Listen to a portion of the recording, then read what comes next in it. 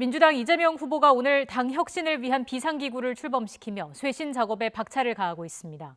국민의힘 윤석열 후보는 오후에 고 김대중 전 대통령 관련 행사에 참석하며 통합행보에 나섭니다. 이 자리에는 이재명 후보도 참석해서 양당 후보가 만날 예정입니다. 국회 취재기자 연결합니다. 송재인 기자. 네, 국회입니다. 먼저 오늘 출범한 민주당 혁신기구 이재명 후보가 추진하는 쇄신책의 일환인 거죠? 네, 그렇습니다. 내년 20대 대선을 이제 꼭 90일 앞두고 민주당 이재명 후보는 오늘 당 혁신을 위한 비상기구를 출범시키며 쇄신에 박차를 가했습니다. 이 후보는 인사말을 통해 민주당이 국민 기대에 미치지 못한 게 현실이라며 또 한 번 내부 자성을 촉구했습니다. 또 민주당 내부뿐 아니라 정치제도 전반을 개혁하기 위해 특히 위성정당 방지 대책을 마련해야 한다고 강조하기도 했습니다. 이외에도 국민이 요구하는 혁신을 이루기 위해 직접 혁신과제를 공모받을 예정입니다. 오늘 출범한 정당혁신추진위원회는 민주당 혁신과 국민소통 강화를 목표로 내년 6월 지방선거까지 활동합니다. 청년층 표심을 공략하기 위해 2030 세대를 혁신위원회에 위촉한 것으로 알려졌습니다. 이 후보는 동시에 선대위 외연 확장에도 속도를 내고 있습니다. 바른미래당 출신의 김관영, 최이배 전 의원이 선대위에 합류하게 되면서 내일 오전 이 후보가 직접 환영식을 열 예정입니다.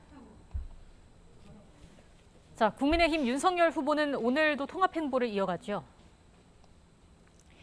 네, 그렇습니다. 윤석열 후보는 오늘 오후 고 김대중 전 대통령 노벨평화상 수상 21주년 기념식에 참석해 고인의 업적을 기립니다.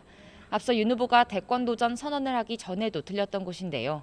당시 김 전 대통령의 성찰과 가르침을 깊이 새기겠다고 방명록에 적으며 국민 통합 의지를 밝히기도 했습니다. 이 자리에는 이재명 후보도 참석해 민주당 후보로서 정통성을 강조할 예정입니다. 이런 가운데 국민의힘 노재승 공동선대위원장의 과거 극우 성향 발언 논란에 따른 여파도 여전합니다. 백범 김구 선생에 대한 비하를 비롯해 5.18 특별법 관련 발언, 재난지원금을 개밥에 비유한 발언까지 논란이 계속 이어지면서 국민의힘 선대위는 이르면 오늘 노 공동선대위원장의 거취를 결정할 것으로 보입니다. 네, 이런 가운데 코로나19 확산세에 여야는 나란히 대규모 지원 구상을 밝혔는데 협상의 기미는 보이지 않고 있다고요. 네, 그렇습니다. 국민의힘 김종인 총괄선대위원장은 어제 윤석열 후보가 제안한 손실보상 50조로는 부족하다며 집권 시 100조 투입을 제시했는데요. 이에 대해 민주당 송영길 대표는 단순히 선거를 위한 수사가 아니라면 양당 지도부가 만나 협상에 나서자고 맞받았습니다. 하지만 김종인 총괄선대위원장이 오늘 아침 회의에서 집권 시 추진을 검토하는 방안은 협상의 대상이 아니라고 단호히 거부하면서 코로나19 재정지원 대책을 둘러싼 여야 협상의 기미는 보이지 않고 있습니다. 민주당 내에서 코로나19 피해 지원을 위해 거론되는 내년 추경 편성 역시 현실성이 떨어진다는 지적이 나오면서 물밑 조율조차 되지 않고 있는데요.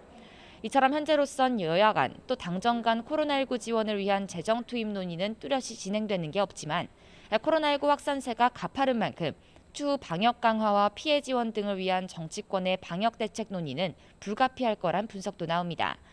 이런 가운데 국회는 오늘 정기국회 마지막 본회의를 열고 대장동 방지법과 LH 사태 방지법 등을 처리합니다. 지금까지 국회에서 YTN 송재인입니다.